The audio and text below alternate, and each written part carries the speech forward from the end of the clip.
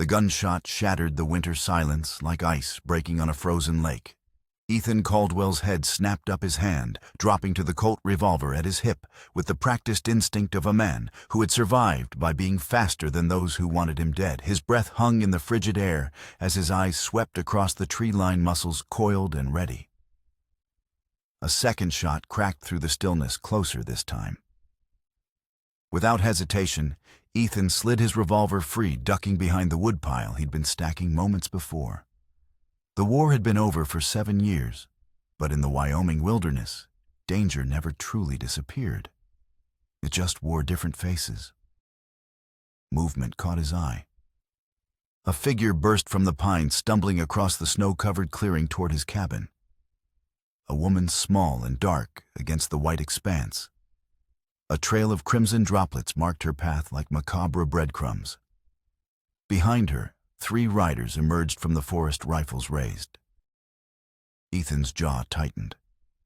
This wasn't his fight. He had claimed this isolated patch of wilderness precisely to avoid other people's battles. Yet as the woman staggered forward, her eyes found his across the yard, wide, desperate, and filled with a defiance that struck something forgotten inside him. He raised his Colt and fired a warning shot over the riders' heads. They pulled their horses up short, one shouting words lost to the wind. Ethan fired again, deliberately closer, and watched as they conferred briefly before retreating into the trees. Not gone, he knew, just regrouping. The woman collapsed onto the snowy ground yards from his porch, one hand clutching a leather pouch, the other wrapped around something bundled in faded cloth. Blood stained the snow beneath her bright against the pristine white. Ethan approached cautiously, his Winchester rifle now in hand, gaze never leaving the tree line. "Don't move," he said, the words rough from disuse.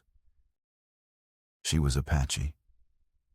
The high cheekbones, the copper skin, the long black hair now matted with blood and sweat told him that much. Young, perhaps early 20s, with a torn dress and moccasins worn nearly through.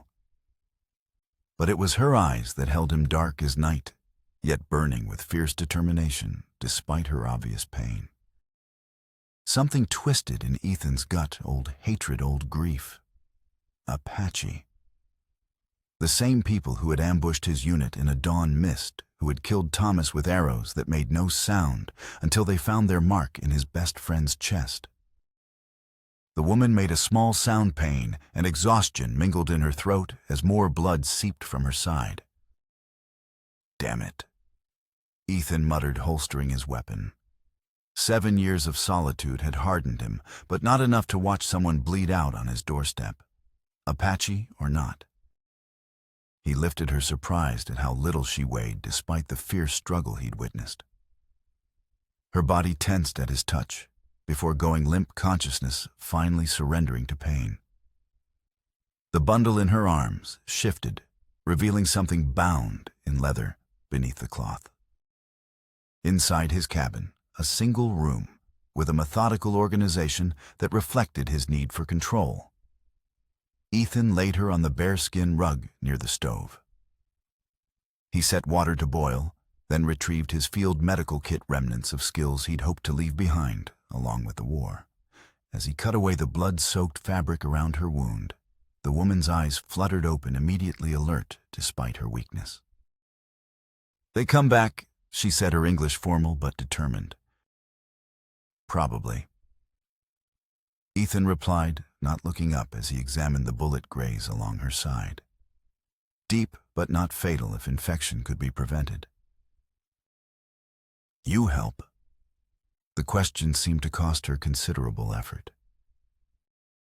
Ethan finally met her gaze, his expression deliberately impassive. "I'm stopping the bleeding.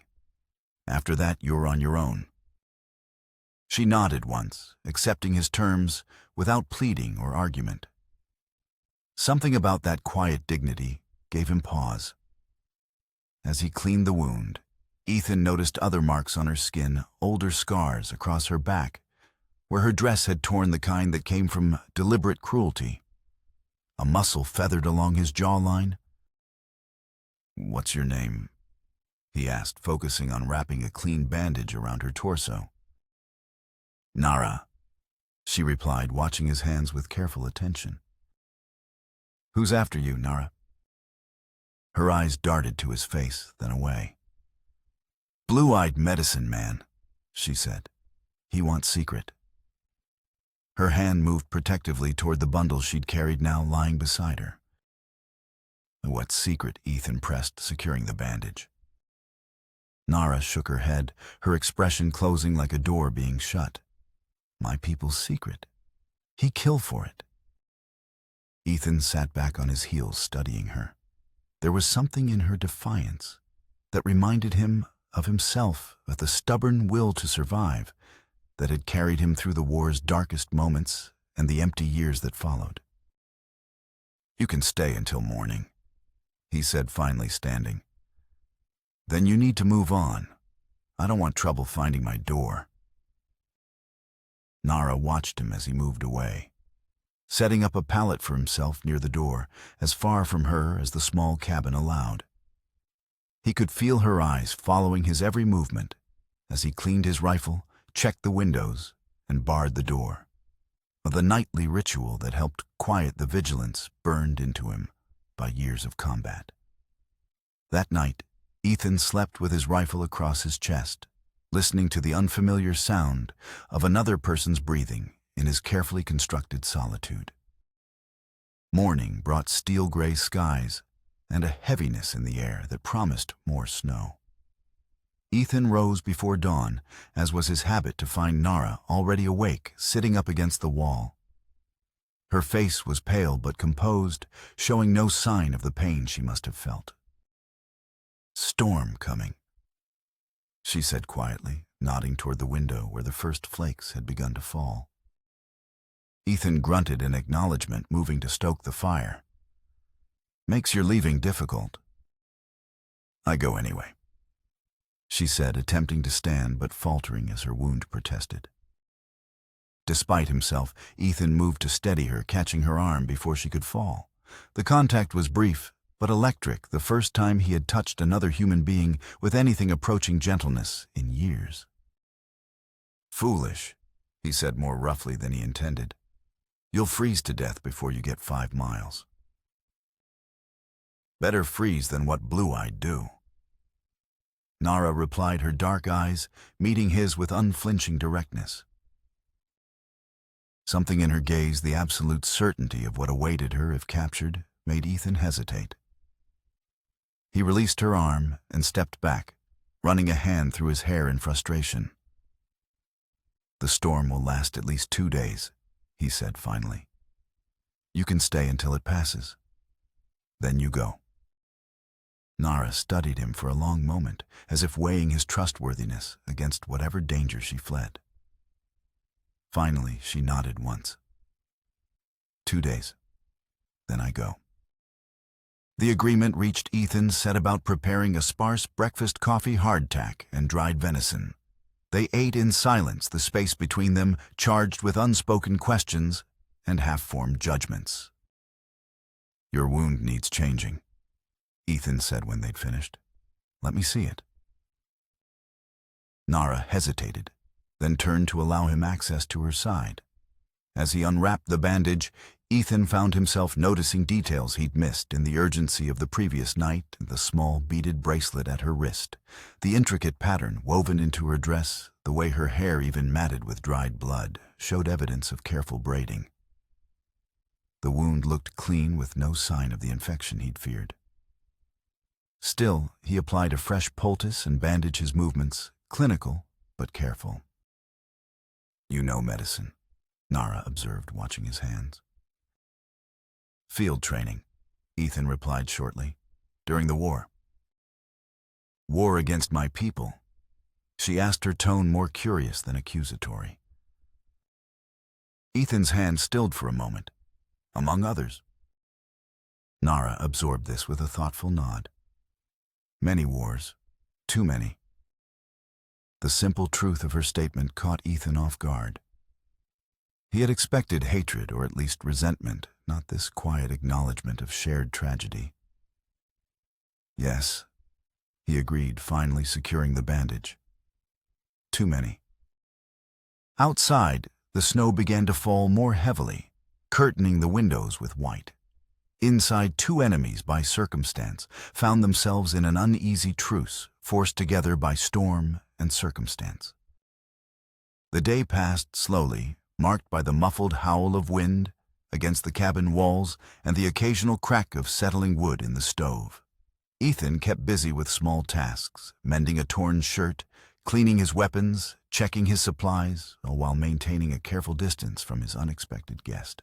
Nara rested near the fire, her eyes often closed, though Ethan suspected she wasn't truly sleeping.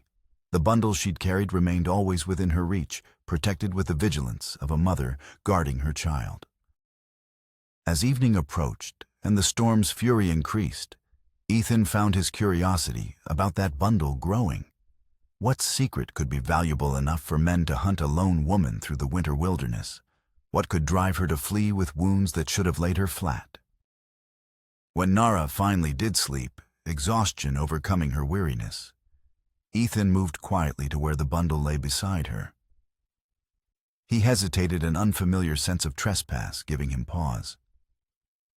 Then carefully, he lifted it and unwrapped the cloth. Inside was a leather pouch, and beneath it a worn journal bound in deerskin, its pages yellowed with age. Opening it cautiously, he found meticulous sketches of plants, handwritten notes in what appeared to be Apache, alongside English annotations, a medical text of some kind, filled with herbal remedies and treatments. But what caught his breath was a loose page tucked between the leaves. A page torn from a different journal altogether, the handwriting familiar in a way that made his heart stutter. Clean, precise script that he'd last seen on bandage labels and death certificates during the bloodiest days of the war. Dr. James Harrington's handwriting. "Not yours," came a quiet voice from behind him. Ethan turned to find Nara awake, watching him with those dark, penetrating eyes. No anger in her expression, just a careful weariness. "This handwriting," he said, holding up the loose page. "I know it." Nara's eyes widened slightly, a flicker of fear crossing her face. "You know, Blue Eye." Ethan hesitated, his mind racing. Could Harrington, the surgeon who had saved his life after the Apache ambush, be the man hunting Nara? The same doctor whose skill and dedication had kept Ethan from joining Thomas in death.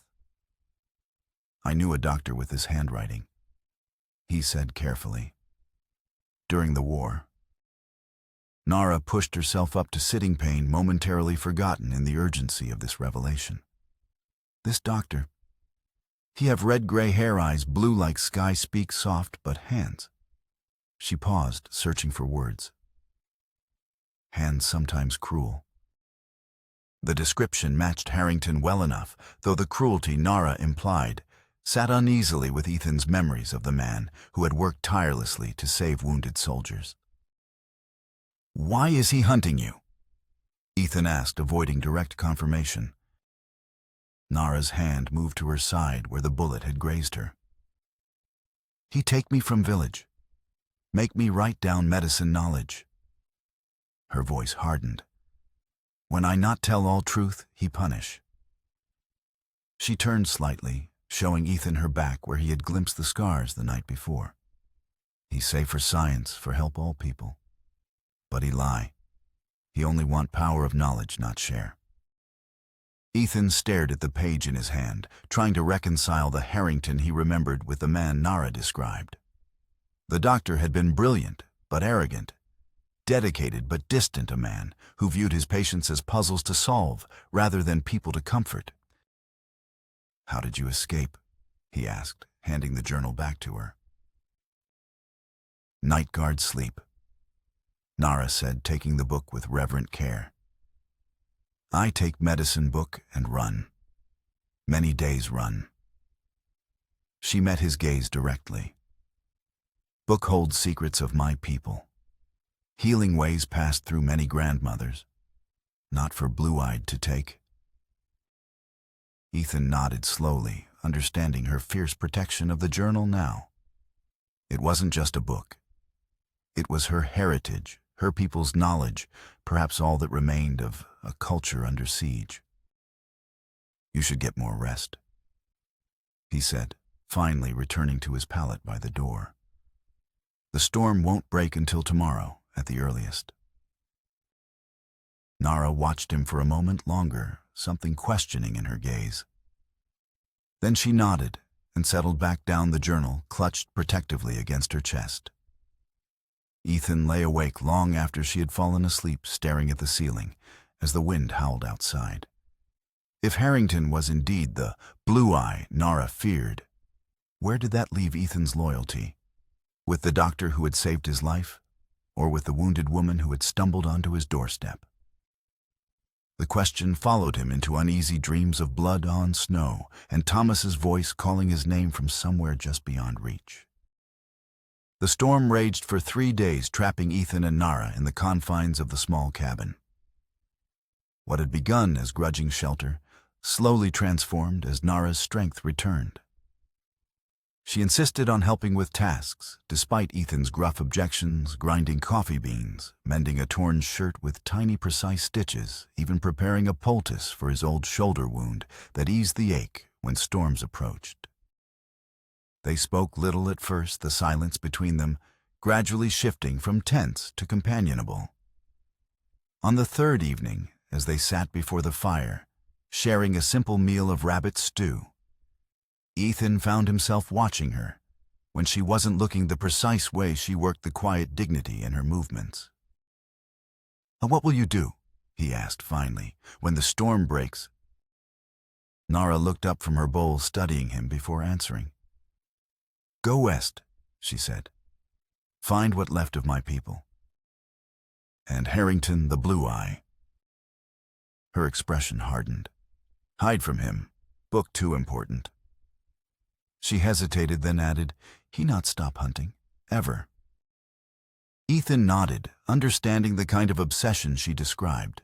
He'd seen it during the war, men who lost their humanity in pursuit of a goal, who justified any action in service of what they believed was right. "You know what inside book?" Nara asked, suddenly watching his face closely. "Medicines, healing plants," Ethan replied with a shrug. "I only saw a few pages." Nara shook her head slightly. "More than medicines. Books show sacred places, waters that heal any sickness, mapped to place my people protect for many generations." Understanding dawned on Ethan. That's what Harrington really wants, not just the herbal remedies. "Yes," Nara confirmed. "He hears stories of healing waters. Think make him rich, famous doctor, not care who hurt to find it." The pieces fell into place in Ethan's mind. Harrington had always been ambitious, had spoken of making medical discoveries that would cement his legacy long after the war ended. If he believed the Apache held secrets to miraculous cures, he might indeed go to extreme lengths to obtain them. "I thought the war was behind me," Ethan said quietly, almost to himself. "Thought I'd left all that bloodshed back east.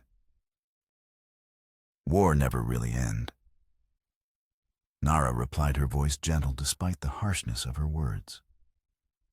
"Just change shape, change enemies." Their eyes met across the small space, and Ethan was struck by the depth of understanding in her gaze, as though she could see through the careful walls he'd built around himself to the wounds that still festered beneath. That night, Ethan woke gasping from his recurring nightmare of the ambushed Thomas falling, the arrow protruding from his chest. But this time, a new element had woven itself into the familiar horror, Harrington standing over Thomas's body, not with a surgeon's healing intent, but with a collector's cold assessment. He sat up, heart pounding, to find Nara kneeling beside his pallet, a steaming cup in her hands. "Drink," she said, simply offering it to him. "Help sleep demons." Ethan took the cup, the familiar nod of distrust loosening slightly. The liquid was bitter, but not unpleasant, with hints of mint beneath the stronger herbs. "What is it?" he asked after sipping cautiously. Medicine, she replied, settling cross-legged on the floor nearby. For bad dreams. She tapped her temple. War sickness. Ethan stiffened. How do you know about that? Nara's expression softened slightly. See many warriors after fight. Spirit not same. She made a gesture like something breaking. Inside break. The simple accuracy of her assessment left Ethan momentarily speechless. He'd never spoken of his nightmares, of the way the war had followed him home like a shadow that couldn't be shaken. Yet here was this Apache woman, naming it as casually as one might identify rain or snow. Your people fought against mine, he said, unable to keep the edge from his voice. Yes, Nara acknowledged without hesitation. Your people take land, my people fight to keep it. She shrugged slightly. Now both lose. Both have dead to mourn. Dead don't care who right. There was something in her words that slipped past Ethan's carefully constructed defenses, a truth so simple it was impossible to argue with. He drank the rest of the herbal tea in silence, watching as she returned to her place near the stove. That night, for the first time in years, Ethan slept without dreams. The storm finally broke on the fourth day, leaving behind a transformed landscape of pristine, white drifts and crystal-clear skies. Ethan stood on the porch, coffee mug steaming in his hand, scanning the surrounding forest for any sign of movement. Nothing disturbed the perfect stillness. No tracks, no distant figures, no sound except the occasional fall of snow from overburdened branches. Behind him, the cabin door opened, and Nara stepped out, wrapped in one of his old wool blankets against the cold. Beautiful, she said softly, her breath clouding in the frigid air. Ethan nodded, struck by the simple appreciation in her voice, a quality he had long since lost in his vigilance against the world's dangers. Storm bought you time, he said. If Harrington's men were tracking you, the snow will have covered your trail. Nara's eyes moved across the tree line, her expression unconvinced. Blue-eye patient, she said. Wait long time to get what he want. There was something in her certainty that Ethan couldn't dismiss. He'd survived the war by trusting his instincts, by listening to the quiet voice that warned of danger before any tangible signs appeared. That same voice was whispering now, despite the peaceful scene before them. I'll check the perimeter, he decided. See if anyone's been around during the storm. Nara nodded, understanding his caution. I help, she offered. Ethan hesitated, then shook his head. Better you stay here out of sight. Your tracks would be easy to follow in fresh snow. She accepted his reasoning without argument, though Ethan could see she was uncomfortable being left behind. It struck him how quickly she had integrated herself into his solitary existence. No longer a reluctant guest, but something closer to a partner. The realization was unsettling. Attachment meant vulnerability, and vulnerability was something Ethan had ruthlessly excised from his life since burying Thomas. He spent the morning breaking trail through the deep snow, making a wide circle around his property. Near the creek that marked the eastern boundary, he found what he'd been half expecting, half dreading tracks, partially filled with fresh snow, heading north toward the main trail. At least 2 horses, possibly 3. Ethan crouched, studying the signs, with the careful attention he'd learned during his scouting days. The tracks were fresh made after the storm ended, but before dawn. Whoever had been watching his cabin had left, but there was no guarantee they wouldn't return. When he returned to the cabin, he found Nara waiting anxiously by the window, tension evident in the line of her shoulders. They were here, she said as soon as he entered. Not a question, but a statement. Ethan nodded, hanging his coat by the door. Camped about half a mile east in the pines. Left this morning heading north toward town. Mirkos. Nara said, her hands unconsciously moving to the medicine book she kept always near. Likely. Ethan agreed. Probably to resupply, maybe get information. He didn't add what they both knew, that in Rivercross, in the nearest settlement, money could loosen tongues. If Harrington was asking questions, showing Nara's description, someone might remember seeing Ethan in town, might speculate about his isolated cabin in the foothills. "Now we need to prepare," Ethan said after a moment, "in case they return." Nara nodded immediately, her fear giving way to a practical focus that Ethan found himself respecting. "What we do." As he laid out his rifle on the table, Ethan realized he had already made his choice, not just to help Nara escape, but to position himself against Harrington, against the man who had saved his life. The implications of that decision were too complex to fully examine, so he focused instead on the immediate problem. "I need to go into town," he said finally. "Find out what Harrington is doing, how many men he has, what they know." Alarm flashed across Nara's face. "Leave me here alone." "It's safer," Ethan insisted. "If I take you to town and Harrington is there, I not hide while you risk." She interrupted, her voice firm, despite the fear he could see in her eyes. "I fight my battle." "This isn't about bravery." Ethan countered, frustration edging his voice. "It's strategy. I can move through town without raising suspicion. I can listen, gather information. If you're with me, we might as well announce ourselves to Harrington." They locked eyes, a silent battle of wills that reminded Ethan she was far from broken, despite all she had endured. Finally, Nara nodded once, conceding the logic of his argument, if not the sentiment behind it. "You go," she agreed. "But I prepare here.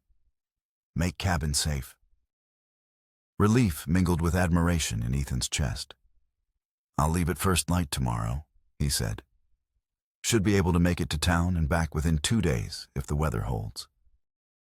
As evening approached and they worked together, securing the cabin, Ethan found himself increasingly aware of Nara's presence beside him and the quiet competence in her movements and the occasional brush of her hand against his as they reinforced the door's bar or ensured the shutters could be quickly closed and latched from inside. When darkness fell, they sat before the fire sharing a simple meal. The practical tasks of the day had kept conversation minimal. Now, in the quiet intimacy of the cabin's warmth, the unspoken tension between them seemed to fill the air. "And when you see Blue Eye," Nara said, finally breaking the silence, "what you do?" The question caught Ethan off guard, though it shouldn't have. It was the core issue he'd been avoiding since recognizing Harrington's handwriting. "I don't know," he admitted, setting aside his empty bowl. "I need to understand what's happening first. See if it's really him, how many men he has, what he knows about where you are." Nara studied him, her dark eyes reflecting the firelight. "You owe him," she observed quietly. Ethan looked up sharply. "What do you mean?" "Your eyes," she said simply. "When you see his writing show debt, show." She searched for the word loyalty fight with new thoughts. Her perception was unnervingly accurate. "He saved my life during the war," Ethan acknowledged. "After an Apache ambush that killed my best friend." Understanding dawned in Nara's expression. "Apache kill your friend," she said. "Yet you help Apache woman." It wasn't quite a question, but Ethan heard it anyway. "I'm not sure I'm helping you," he replied more harshly than he intended. "I'm trying to keep trouble from my door, that's all." The moment the words left his mouth, Ethan knew they were a lie. Nara clearly knew it too, but she didn't challenge him. Instead, she nodded slowly, accepting his need to maintain the fiction of detachment. Blue Eye also saved lives, she said after a moment. Then take lives. Man can be both things. She looked at him directly. You also both things. Killer and healer. Enemy and... She hesitated, then finished softly. Friend. The word hung in the air between them, simple yet profound in its implication. Friend. Was that what they had become in these strange, isolated days? Or was it something else entirely, something Ethan wasn't ready to name? Get some rest, he said finally, standing to clear their dishes. I'll leave before dawn. Nara watched him for a moment longer, something unreadable in her expression. Then she rose as well, moving to her place near the stove, with the fluid grace that characterized all her movements. Outside, the temperature dropped as night deepened, stars emerging in a sky cleared by the storm's passage. Inside the cabin held its warmth a small haven of light and life in the vast, cold wilderness. And within that haven, two people who by all rights should have been enemies found themselves bound by a connection neither had sought, but neither could now deny. Dawn was still hours away when Ethan woke to the sound of breaking glass.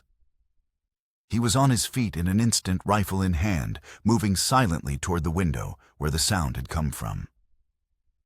Beside him, Nara was already awake, a knife clutched in her hand, her eyes wide but focused in the dimness. A voice called from outside, unnervingly close to the cabin. Ethan Caldwell. I know you're in there. I know what you're harboring. The voice was cultured, authoritative, and chillingly familiar. Ethan's blood ran cold as recognition hit him. Harrington. I just want to talk, Ethan, the voice continued. Soldier to doctor, man to man. Nara gripped Ethan's arm, her fingers digging into his flesh. Blue Eye, she whispered, fear evident despite her brave front. He find us. Stay back from the windows, Ethan ordered, quietly moving toward the door. How many men does he usually travel with? 2, 3. Nara replied, following his instructions, but keeping the knife ready. Good shots. No mercy. Ethan's mind raced. The cabin was defensible, but isolated. If Harrington had brought enough men, they could be surrounded. Running was possible but difficult in deep snow, especially if they were being tracked. Ethan, Harrington called again. I saved your life once. The least you can do is hear me out. The invocation of their shared past twisted something in Ethan's chest, an old loyalty warring with new understanding. He moved to the window, careful to stay to the side of the frame, and peered out. In the pre-dawn darkness, he could make out 3 figures, Harrington in the center, flanked by 2 armed men. They stood just beyond the porch, far enough to be out of immediate reach, but close enough that their rifles would be deadly accurate. What do you want, Harrington? Ethan called, keeping his rifle ready. Just what belongs to me, came the reply, smooth and reasonable. The Apache woman has stolen valuable research medical knowledge that could save countless lives. Surely you of all people can appreciate that. Ethan glanced at Nara, saw the fear and anger warring in her expression. She says you tortured her, he said loud enough for Harrington to hear. Said you killed her people to get that knowledge. A pause. Then Harrington's voice again, a hint of impatience now beneath the civil tone. She's an Indian, Ethan, a savage. They don't understand the greater good, the advancement of science. Some sacrifices are necessary for progress. The casual dismissal of Nara's humanity, the cold justification of atrocity in the name of progress, it cut through Ethan's lingering uncertainty like a blade. "Get off my land, Harrington," he said, his voice hardening. "The woman stays with me." Another pause longer this time. When Harrington spoke again, the pretense of civility had dropped away entirely. "I didn't want it to come to this, Ethan. I respected you as a soldier. But if you side with her against your own kind, against the man who saved your life, then you're no better than the savages who killed your friend Thomas." Even after all these years, the mention of his name was like a physical blow. Ethan's grip tightened on his rifle, anger flaring hot and sudden. "Don't you dare speak his name," he growled. "You don't have the right." "But I do," Harrington replied, his voice taking on a strange, almost triumphant quality. "I have every right. Because I know something about Thomas's death that you don't. Something that might change how you feel about your Apache house guest." Ethan froze, a cold dread seeping into his bones. "What are you talking about?" "Come out and talk," Harrington urged. "Man to man, I'll tell you everything." Nara moved closer to Ethan, her expression troubled. "What'd he say about friend?" she whispered. "I don't know," Ethan replied quietly. "But he's trying to manipulate me to turn me against you." She held his gaze, something vulnerable and fierce in her eyes. "You trust him or trust me?" It was the question at the heart of everything. The choice that had been building since the moment Nara staggered bleeding across his yard. Trust the man who had saved his life, but whose actions spoke of a moral corruption Ethan couldn't ignore, or trust the woman who, by all rights, should have been his enemy, but whose quiet strength and dignity had begun to heal wounds that he hadn't known were still bleeding. "I'm coming out," Ethan called to Harrington. "Just me. My rifle stays inside." "Ethan, no," Nara hissed, grabbing his arm. "He lie. He kill you." He looked down at her hand on his arm, then up to meet her eyes. "I need to know what he's talking about," he said quietly. "About Thomas. I need to know the truth." Something in his expression must have convinced her, for after a moment she released his arm, her face settling into a resigned determination.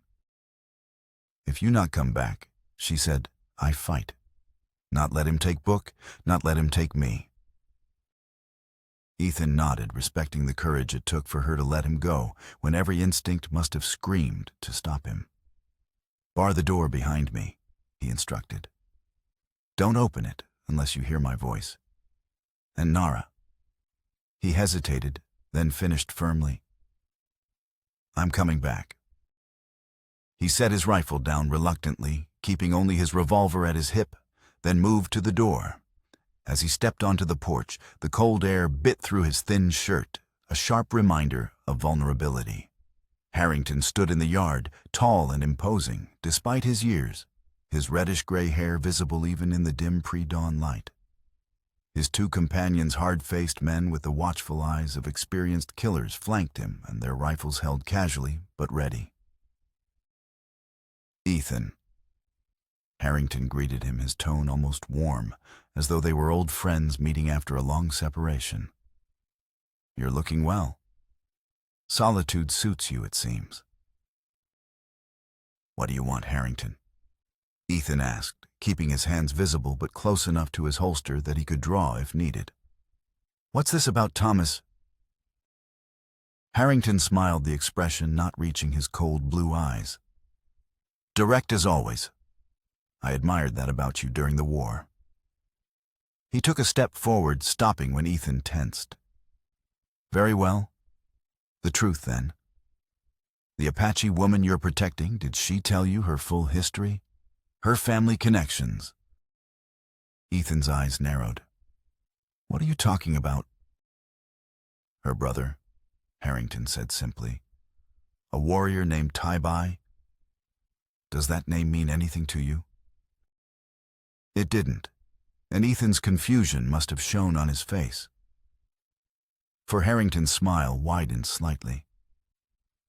I thought not. Cowboy was the war chief who led the ambush on your unit. The one who personally shot the arrow that killed Thomas. The words hit Ethan like a physical blow, stealing his breath. He stared at Harrington, searching for any sign of deception, finding none. You're lying, he said finally, but even to his own ears the denial sounded hollow. Am I? Harrington countered smoothly. Ask her yourself. Ask her about Cowboy. Watch her face when you do. You'll see the truth. Ethan's mind raced, pieces falling into place with sickening clarity. Nara's hesitation when he'd mentioned Thomas's death. Her understanding of his nightmares. Her comment that both sides had dead to mourn. Even if that's true. Ethan said slowly, she isn't responsible for her brother's actions. Isn't she? Harrington's voice hardened. Their kind stick together, Ethan. Family, tribe, it's all the same. She wouldn't hesitate to kill you if it served her purpose. He gestured toward the cabin.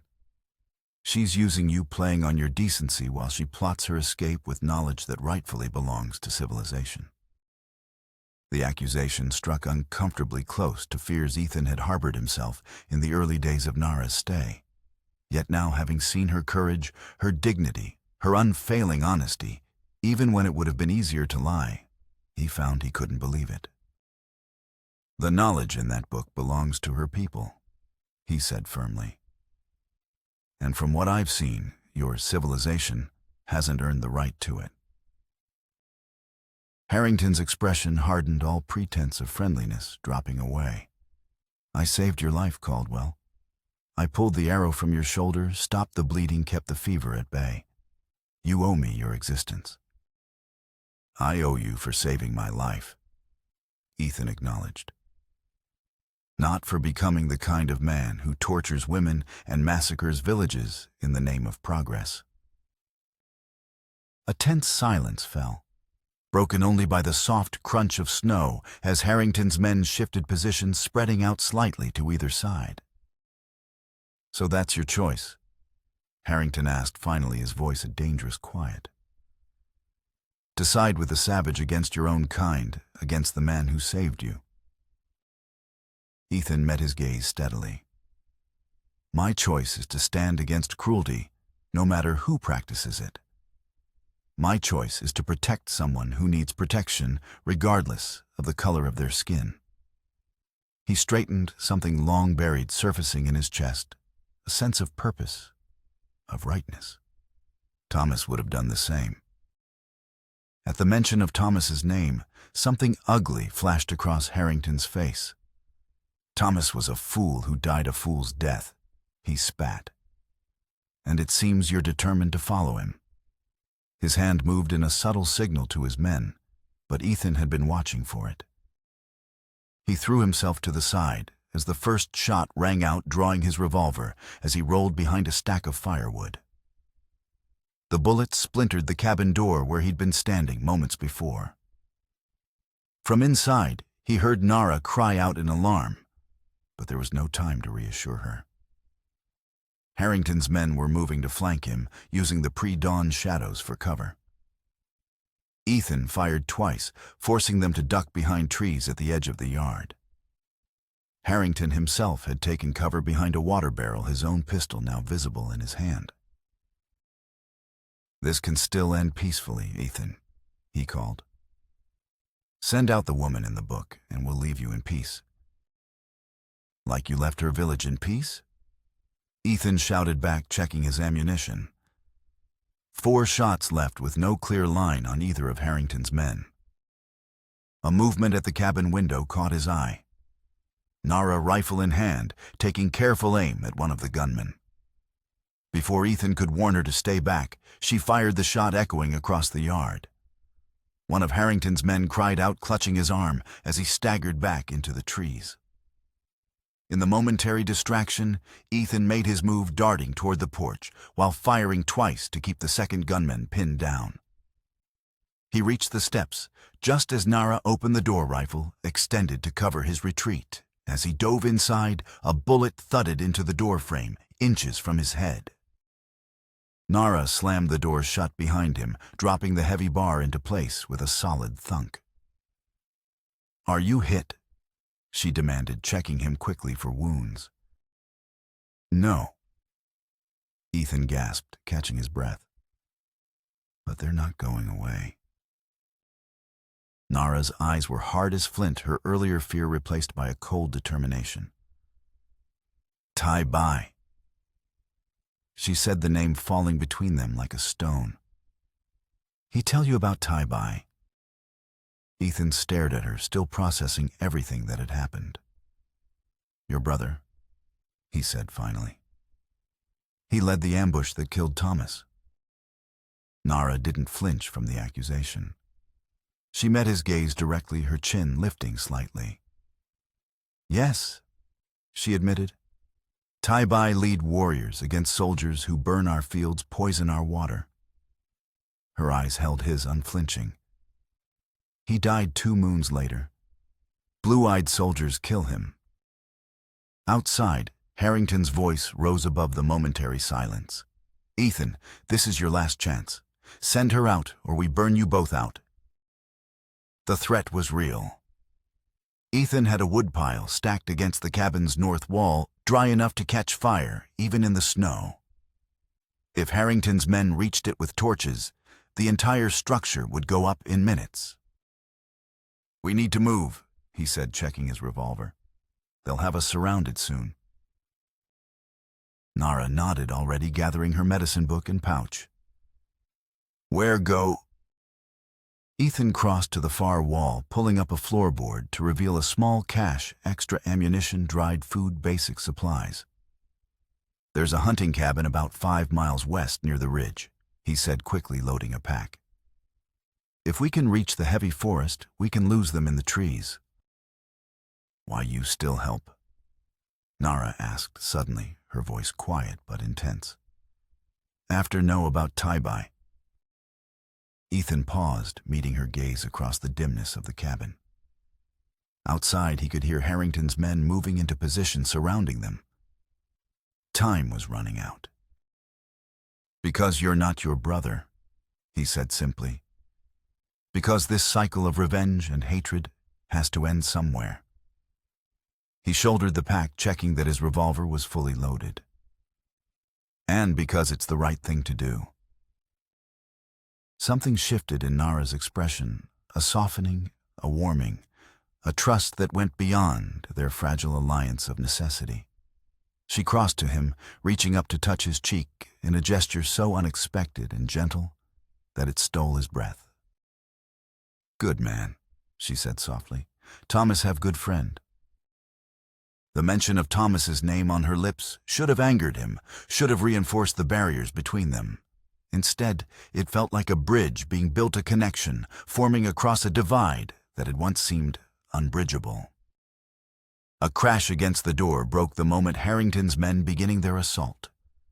Smoke began to seep through the cracks in the walls as the first torch found its mark against the woodpile. "Ready?" Ethan asked, moving toward the back window. Nara nodded, clutching her precious book against her chest, her eyes reflecting the first glimmer of flames, now visible through the cabin's cracks. "Ready." She confirmed, her voice steady despite the danger. Together they slipped out the back window and into the pre-dawn darkness. The forest swallowed them like ghosts, 2 shadows moving swift and silent. Behind them, orange flames devoured Ethan's cabin, 7 years of solitude reduced to ash and memory. Ahead lay the wilderness, deep snow, and the uncertain promise of sanctuary. "Stay close," Ethan murmured, breaking trail through knee-deep drifts. Each step was calculated not just for ease of passage, but to minimize the tracks they left behind. "The snow will cover our trail, but not fast enough." Nara followed without complaint, the medicine book secured against her skin beneath her dress. Blood had seeped through her bandage, a dark stain spreading slowly across her side, but her face remained composed, focused only on survival. As first light painted the eastern sky in pale gold, Ethan paused atop a small rise, surveying the landscape they'd traversed. Their trail was painfully obvious, two dark lines cutting through the pristine white, a clear map for anyone who followed. "We need to find the river," he decided. "Water leaves no tracks." Nara nodded, her breath clouding in the frigid air. "How far?" 3 miles east. Can you make it?" Her eyes met his unflinching. "Yes." The simple certainty in her voice struck something in Ethan's chest.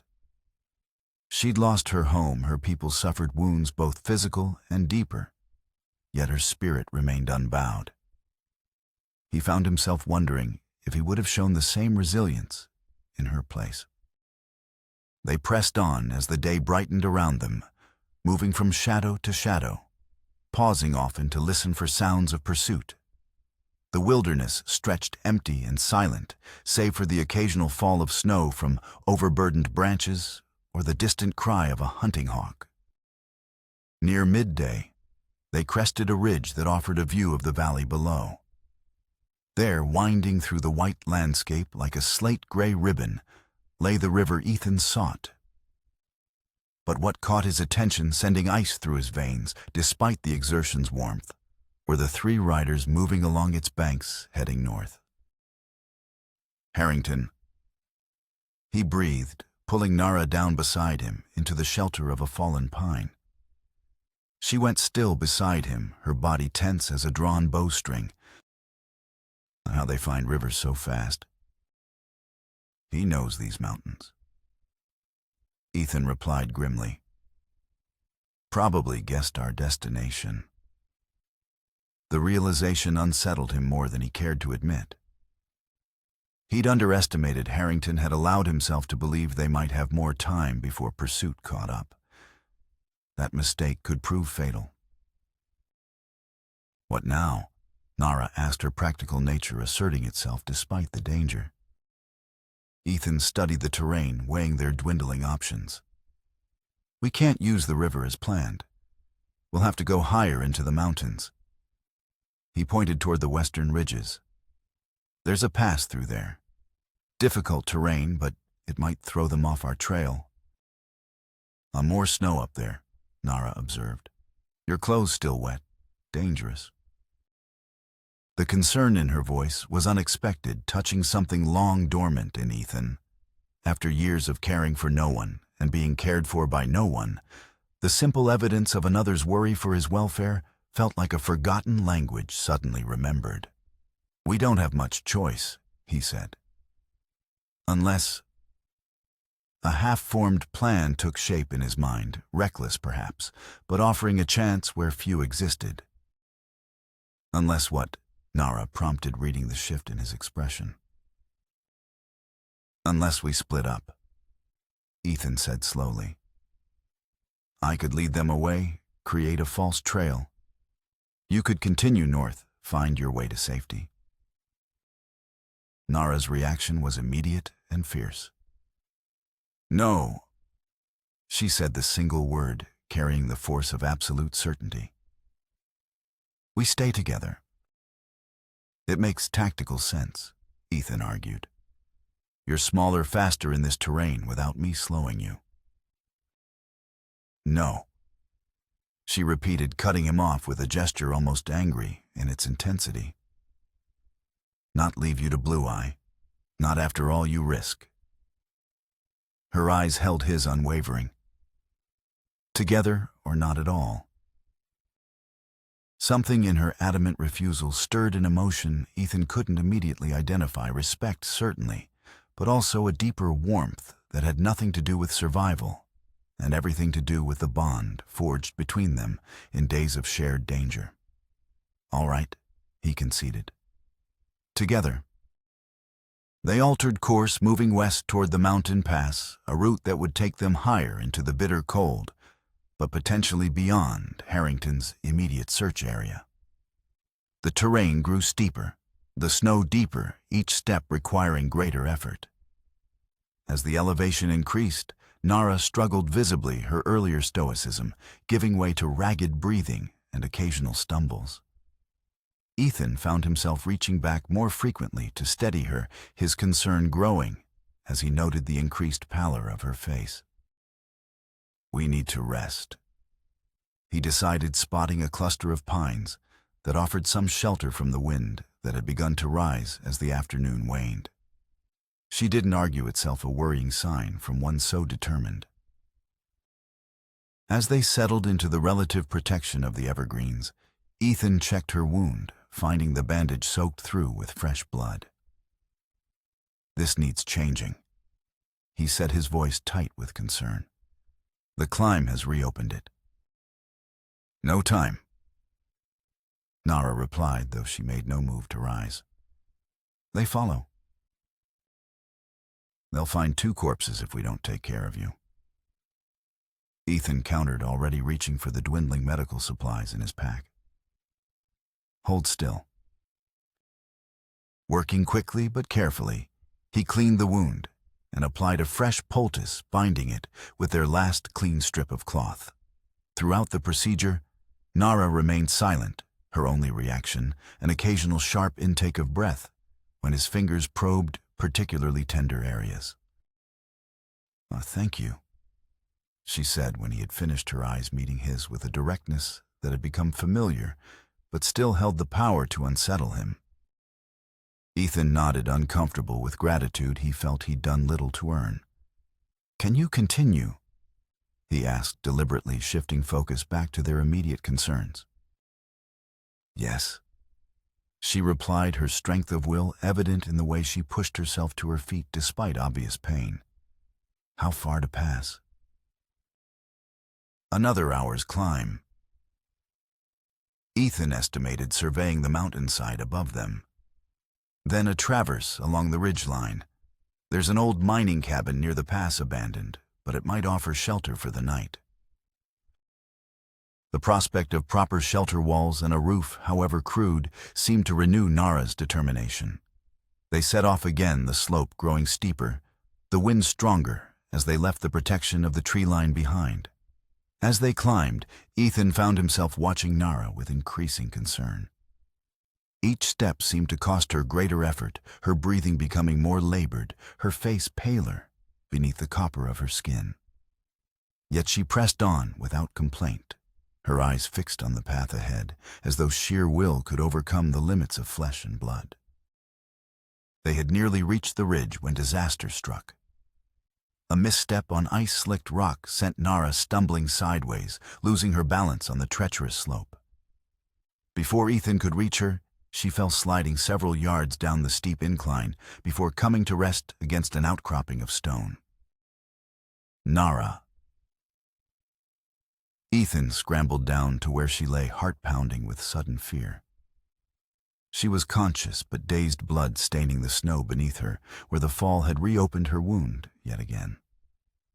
More concerning was the awkward angle of her ankle, already swelling, visibly a sprain, at best, possibly a break. "Can you stand?" Ethan asked, helping her to a sitting position.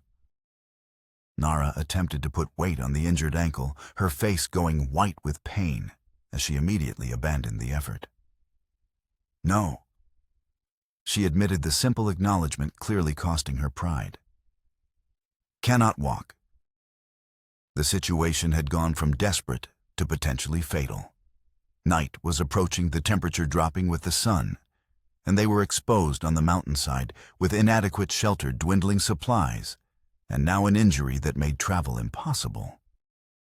Ethan made his decision without hesitation. "I'll carry you."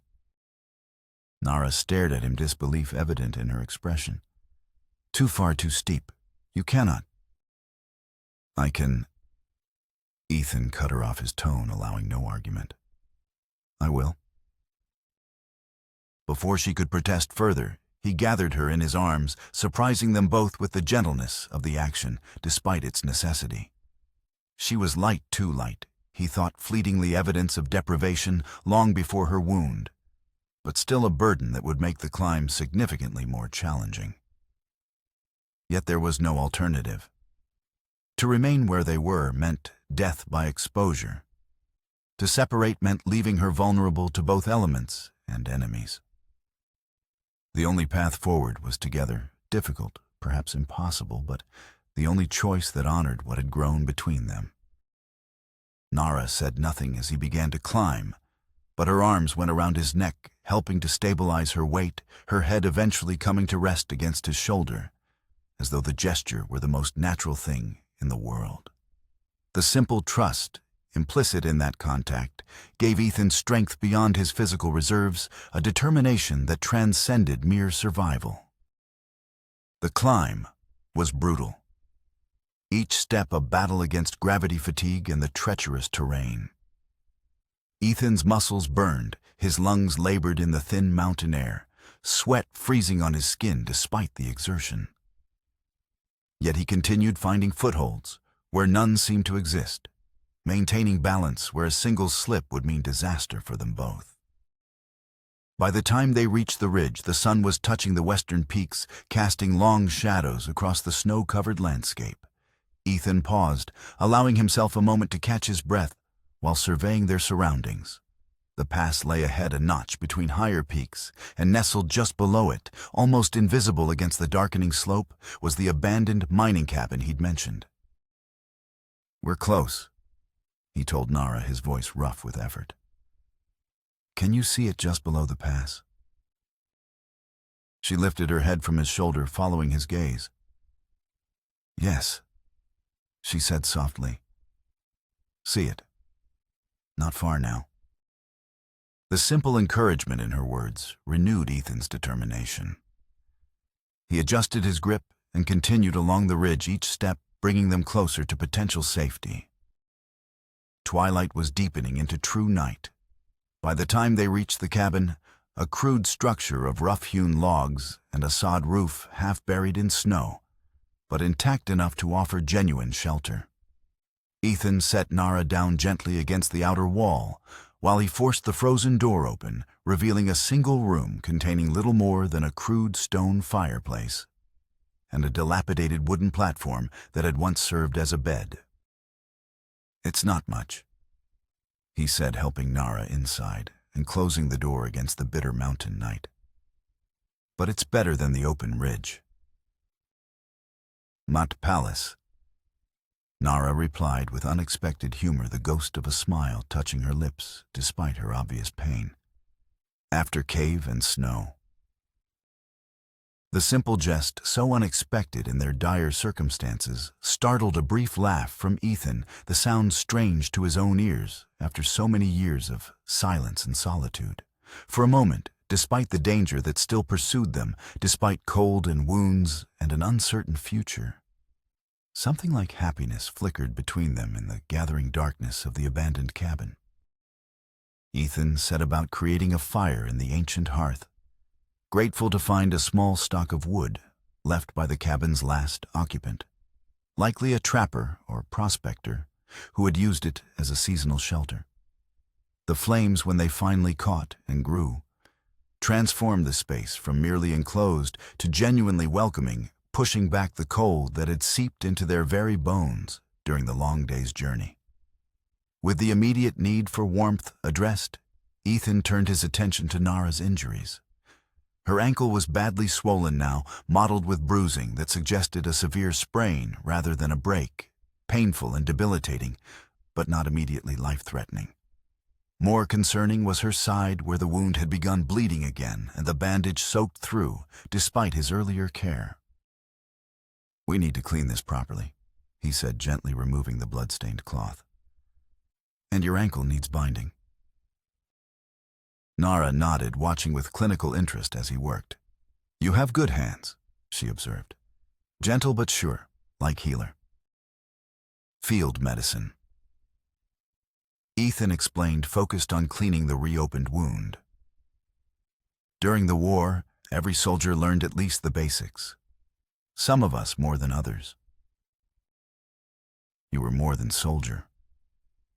Nara said, her dark eyes studying his face in the firelight. "Something before war. Something gentle. The observation, so accurate it was almost unnerving, caught Ethan off guard. He'd spent years burying the man he'd been before the conflict, building walls around memories that hurt too much to examine. "I was studying medicine," he admitted finally, the words feeling strange after so long unspoken. "At a university back east. Thomas and I both. Then the war came, and we enlisted." His hand stilled momentarily on her ankle as he bound it with strips torn from his spare shirt. "I never went back afterward. Couldn't face it. All that talk of healing when I'd seen and done so much harm." Nara was quiet for a long moment, absorbing this revelation. "War take many things," she said at last. "From all people. Take homes, take lives, take futures that might have been." "Yes." Ethan agreed, the simple word inadequate for the complexity of loss they both understood. "It does." They fell silent, and the only sounds the crackling of the fire and the occasional moan of wind around the cabin's rough corners. Ethan finished tending Nara's injuries, then set about preparing a meager meal from their dwindling supplies, jerky softened in hot water. The last of his coffee brewed strong and dark. As they ate sitting close to the fire for warmth, Ethan found himself studying Nara in the flickering light. The firelight caught the high planes of her cheekbones, the proud set of her jaw, the intelligence in her dark eyes. She was beautiful, he realized, with a clarity that surprised him. Not despite the circumstances that had brought her to his door, but perhaps because of them. Her strength, her dignity, her unwavering courage in the face of overwhelming odds. These were not superficial qualities that would fade with time or ease, but essential elements of who she was. "What?" Nara asked, catching his gaze on her face. Ethan looked away, suddenly self-conscious. "Just thinking," he said, a half-truth that felt cowardly even as he offered it. "About?" she pressed, setting aside her empty cup. "The path that brought us here," he replied, finding safer ground in philosophical reflection. "How strange it is that our lives intersected. A year ago, even a month ago, I would have considered you an enemy. Would have seen only Apache instead of Nara." She nodded, understanding evident in her expression. "And I see only soldier, not Ethan." Her hand moved unconsciously to the medicine book always kept close. "But now," Ethan prompted when she didn't continue. Nara met his gaze directly, something vulnerable, yet determined in her eyes. "Now I see man who risk everything for someone not his kind, who carry me up mountain could leave behind, who clean wounds with gentle hands that once held weapons." She paused, then added quietly, "I see Ethan." The simple statement, delivered with such quiet certainty, pierced defenses Ethan hadn't realized he still maintained. Since Thomas's death, since the war's end, he had carried a burden of guilt and isolation, believing himself unworthy of connection, incapable of being seen without judgment, for the blood on his hands. Yet here was this woman, by all rights his enemy, who looked at him and saw not just his past, but his present, perhaps even possibilities he himself had abandoned. "And I see Nara," he replied, the words feeling inadequate yet necessary. "Not enemy, not Apache. Just you." Something shifted in her expression, a softening, a warming, that transformed her features in the firelight. For a moment, Ethan thought she might speak, might put into words whatever was growing between them in these strange, dangerous days. Instead, she reached out her fingers, brushing his hand where it rested on his knee, a touch so light it might have been accidental were it not for the deliberate intent in her eyes. Ethan turned his hand, catching her fingers with his own, before she could withdraw. The contact was simple, palm against palm, fingers loosely intertwined. Yet it carried a significance that transcended words, not a demand or a promise, but an acknowledgement of a connection neither had sought, yet both now valued beyond measure. They sat thus, hands joined in the firelight, as night deepened around the small cabin, and the wind sang its lonely song through the mountain pass beyond. No words seemed necessary in that moment, or perhaps no words seemed adequate for what had begun to take shape between them. Eventually, practicality reasserted itself. The cabin was warmer than the open mountainside, but still bitterly cold away from the fire's immediate circle. They would need to share body heat to survive the night comfortably. "You should rest," Ethan said reluctantly, releasing Nara's hand to add more wood to the fire. "I'll take first watch." Nara shook her head. "No need for watch," she pointed out practically. "If blue-eyed men find cabin and night nowhere to run anyway, better both rest, keep strength." The logic was undeniable, though it went against Ethan's training to sleep without someone standing guard. Yet they were high on the mountain in a sheltered pass, with fresh snow covering their tracks. The likelihood of discovery before dawn was minimal. "All right," he conceded, "but we should still take precautions." Together, they arranged their meager bedding near the fire. Ethan's coat spread beneath them, their single blanket above, supplemented by pine boughs he gathered from just outside the cabin door. The makeshift bed was far from comfortable, but compared to their previous night's shelter beneath the fallen tree, it seemed almost luxurious. Nara settled onto this simple pallet, making room for Ethan beside her, with a naturalness that belied the intimacy of the arrangement. He joined her after banking the fire to last through the night, his body fitting against hers with surprising ease, his arms sliding around her waist in a gesture that felt protective without being possessive. "Ethan," Nara said softly after they had lain in silence for some time, her voice barely audible above the fire's gentle crackling. "When this end, if we live, what then?" The question caught him unprepared, forcing him to consider a future he had deliberately avoided contemplating. What then? If they somehow survived Harrington's pursuit, reached safety? What awaited them in a world that would see nothing but a white man and an Apache woman instead of Ethan and Nara? "I don't know," he admitted, the darkness making honesty easier.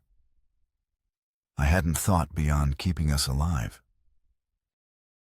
Nara shifted slightly in his arms, turning to face him, though her features were barely visible in the dim light.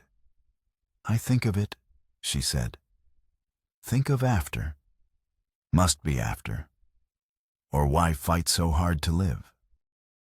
The simple wisdom in her words struck Ethan deeply. She was right. Survival alone was an insufficient reason to endure what they had endured. There had to be something beyond mere continuation, some purpose that made the struggle meaningful. "What do you see," he asked, "in this after you imagine?" She was quiet for a long moment, as though carefully considering her answer. "See place where not judged for skin or tribe," she said finally. "Where knowledge and book help people, all people, not just one kind. Where—" She hesitated, then continued with careful precision. "Where two people from different worlds make new world together, small world maybe, but real." The vision she described was so far from anything Ethan had allowed himself to imagine that it left him momentarily speechless. A life not defined by war or loss or isolation, a life with purpose, with companionship. A life with Nara. Could such a place exist? He asked softly, the question directed as much to himself as to her. "Not exist yet," Nara replied, her hand finding his in the darkness. "We make it, if live. If live." The conditional hung between them, a reminder of the dangers that still surrounded them, the long odds they faced. Yet somehow the acknowledgement of those dangers made the possibility she described more precious rather than less. Then we'd better live. Ethan said, his fingers tightening around hers. He felt rather than saw her smile in the darkness. Yes, she agreed. Better live. They fell silent, and then hands still joined as sleep gradually claimed them, despite the precariousness of their situation. Outside, the wind continued its mournful song through the mountain pass. Inside, two people who should have been enemies dreamed of a future neither had thought possible just days before. Ethan woke to silence, the peculiar, absolute stillness that comes only with deep snow at high altitude. The fire had burned low during the night, but not out its embers, casting a dim red glow across the cabin's interior. Beside him, Nara slept deeply, her breathing, even her features relaxed in a way they never were during waking hours. Moving carefully to avoid disturbing her, Ethan rose and went to the cabin's single window, a crude opening covered with oiled paper rather than glass. Through this translucent barrier, he could see that dawn was just beginning to lighten the eastern sky, in the pass beyond the cabin, still wrapped in pre-dawn shadows. No sign of pursuit, no distant figures moving against the pristine snow. They had gained a night's respite at least, but Ethan harbored no illusions that Harrington had abandoned the chase. The doctor's obsession with the medicine book with Nara herself had been evident in their brief confrontation. Such a fixation would not be easily deterred by mere weather or difficult terrain. Turning from the window, Ethan added wood to the fire, coaxing the embers back to flame with practiced patience. The simple task allowed his mind to work on their larger problem, how to proceed with Nara, unable to walk, their supplies dwindling, and Harrington surely closing in despite their temporary advantage.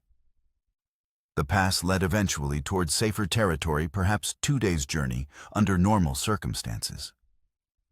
But carrying Nara through deep snow would slow their progress significantly, likely doubling that time. Their food would not last so long, and the weather in these mountains was notoriously unpredictable. A storm could trap them. Exposure could kill them as surely as Harrington's bullets. Yet the alternative, remaining in the cabin, was equally untenable. Eventually, they would be found. The structure offered shelter, but no real defense, no escape route if Harrington's men surrounded it. Movement from the pallet drew Ethan's attention. Nara was awake, watching him with those dark, perceptive eyes that seemed to read his thoughts. "Morning comes," she said softly. "We still live." "We do," Ethan agreed, moving to check her ankle. "How does it feel?" Nara grimaced as he gently probed the injury. "Bad," she admitted with characteristic honesty. "But not broken, I think. Just angry." The description almost made Ethan smile despite their situation. "Angry is apt," he agreed. "The swelling's down slightly, but you won't be walking on it today. Maybe not tomorrow either." She nodded, accepting this assessment without argument. "You think of how to go forward," she observed. "I see worry in your face." "The pass is our best route," Ethan explained, helping her to sit up against the wall near the fire. "But it's slow going in deep snow, and carrying you will slow us further. Harrington won't give up so easily." "No," Nara agreed. "Blue Eye not give up. Book too important to him." She hesitated, then asked directly, "You still want to help me, even knowing cost?" The question surprised Ethan, though perhaps it shouldn't have. Despite everything they'd been through together, despite the connection that had grown between them, she had reason to doubt the commitment of a white man, a former soldier, to an Apache woman's safety. "Yes," he said simply, meeting her gaze without hesitation. "I'm with you, Nara. Whatever comes." Something in her expression softened at his words, a vulnerability showing briefly through her usual composed exterior.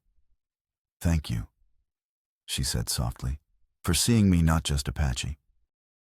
Before Ethan could respond, a sound from outside the cabin froze them both of the distant but unmistakable report of a rifle echoing across the mountainside. "Harrington," Ethan said grimly, moving quickly to the window. Through the oiled paper, he could make out 3 figures moving along the ridge they had traversed the previous day. Still distant, but clearly following their trail despite the snowfall that had partially obscured it. "How long?" Nara asked, already gathering her few possessions, securing the medicine book inside her dress. "An hour, maybe less." Ethan estimated, calculating the distance and terrain. "They'll move faster than we did without an injured person to carry." Nara's expression hardened with resolve. "Then we go now," she said. "No time for food or rest." Ethan nodded quickly, packing their meager supplies. Within minutes, they were ready, Nara perched on the cabin's single chair, while Ethan made a final check through the window. "The pass narrows about a mile ahead," he explained, planning aloud as he worked. "High walls on either side, difficult to navigate, but also difficult to track someone through. If we can reach it before they spot us, we might gain enough lead to make it to the other side." "And if they spot us before?" Nara asked practically. Ethan met her gaze, unwilling to soften the harsh reality. "Then we'll have to fight. My revolver against their rifles in open terrain." He didn't need to elaborate on the poor odds such a confrontation presented. Nara absorbed this with characteristic calm. "Then better not seen," she concluded. "Better not seen," Ethan agreed, crouching before her. "Ready?" She nodded, slipping her arms around his neck as he gathered her against his chest. The motion felt familiar now, almost natural, her body settling against his, as though they'd done this all their lives, instead of just since the previous day's crisis. Outside, the morning was clear and bitingly cold, the sun not yet high enough to take the edge off the mountain air. Ethan moved quickly from the cabin's shelter, angling away from the ridge where Harrington's men advanced, making directly for the narrow throat of the pass that promised at least temporary concealment. The snow was deep but navigable, his boots finding purchase in the frozen crust beneath the softer surface layer. Nara remained silent in his arms, her body tense with awareness of the danger behind them, her eyes constantly scanning the landscape ahead. They had covered perhaps half the distance to the pass when disaster nearly struck. Ethan's foot broke through the snow crust, plunging him knee-deep into a hidden depression. He staggered, fighting for balance, nearly dropping Nara as he struggled to regain solid footing. "I hold," she gasped, tightening her arms around his neck, her weight shifting to help him stabilize rather than hindering his recovery. For a crucial moment, they teetered on the edge of a fall that would have left them exposed and vulnerable on the open slope. Then Ethan's foot found solid ground, his balance returned, and they continued, shaken but undetected. "Thank you," he said quietly once they were moving steadily again. "Quick thinking." Nara shook her head slightly. "Work together," she replied simply. "Like you say, together or not at all." The echo of his own words from days earlier, words spoken when he had been the protector, and she the protected, struck Ethan with unexpected force. They had indeed become partners in this desperate journey, each contributing what they could to their shared survival. They reached the entrance to the narrower section of the pass. Without further incident, the high walls of stone rising on either side, like ancient sentinels guarding the way forward. Here, the terrain grew more challenging. Boulder fields partially hidden by snow, occasional ice falls where water had frozen in mid-descent down the stone faces. But the very difficulty that slowed their progress would also hamper pursuit, and the winding nature of the passage would soon hide them from view of anyone still on the open slope behind.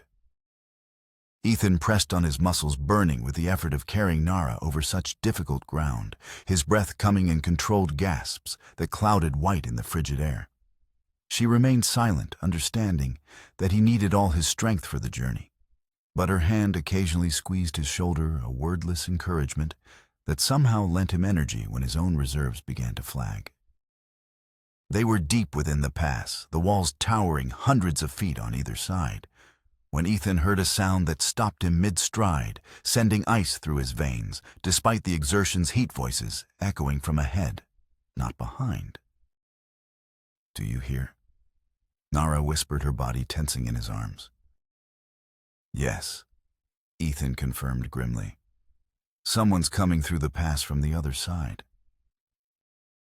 Harrington had split his forces, sending men around the mountain to approach from both directions, trapping them within the narrow confines of the pass.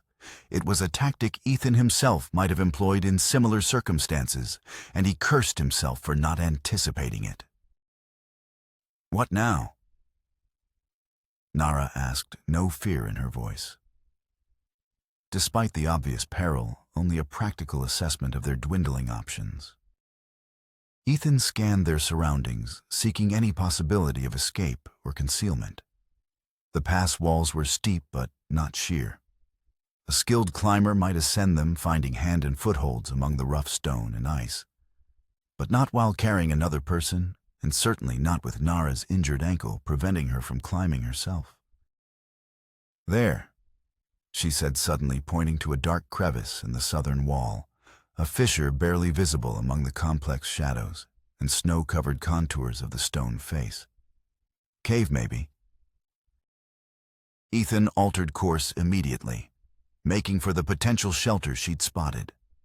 As they drew closer, the opening resolved into exactly what Nara had hoped, a narrow but navigable crack in the cliff face, widening into what appeared to be a small cave beyond. "Good eyes," Ethan said with genuine appreciation as he maneuvered them through the tight entrance. Inside, the space opened enough for them to stand upright, though not much more. It was a shallow cave rather than a deep one, perhaps 20 feet from entrance to rear wall. But it offered concealment from casual observation, protection from the wind, and most importantly, a defensible position should they be discovered. Ethan set Nara down carefully on a relatively flat section of stone floor, and then moved back to the entrance, peering out through the narrow opening. From this vantage, he could see a section of the pass in both directions, enough to spot approaching danger, but not so exposed as to be easily noticed from without. "They come closer," Nara observed, having joined him at the entrance, despite her injured ankle moving by bracing herself against the cave wall. "Both sides." She was right. The voices from the eastern approach were louder now, distinct words occasionally carrying to their hiding place. From the west, the direction they had come, Ethan could make out the dark shapes of Harrington's original party, moving cautiously but steadily through the boulder field they themselves had traversed minutes earlier. "Now we're trapped." He acknowledged the tactical reality, impossible to deny. "They'll meet in the pass just below us. If they search carefully enough, they find us. Then we fight." Nara finished for him, her expression grim but composed. Ethan checked his revolver, 5 rounds remaining with a handful of loose cartridges in his pocket. Against at least 6 men with rifles, the odds were beyond poor. "I'll hold them off as long as possible." He set a plan forming even as he spoke. "If I can create a diversion, you might be able to slip past in the confusion. Make your way to safety." Nara's response was immediate and fierce. "No." She said the single word, carrying the weight of absolute certainty. "Not leave you. It makes tactical sense." Ethan argued, though he knew, even as he spoke, that his logic would not sway her. "The book is what matters. The knowledge of your people. It needs to survive, even if we don't. Book not matter without people to use knowledge. Nara countered her hand, finding his arm gripping it with surprising strength. Not leave you to die alone, Ethan. Not after everything. There it was again, that unwavering loyalty, that refusal to abandon him, despite the clear advantage it would offer her. It humbled Ethan even as it complicated their already desperate situation. Then we faced them together. He conceded, covering her hand with his own. Make our stand here. Maybe take a few with us before they take us. The grim acknowledgement of their likely fate hung between them for a moment. Then, to Ethan's surprise, Nara's expression shifted, a calculating light entering her dark eyes.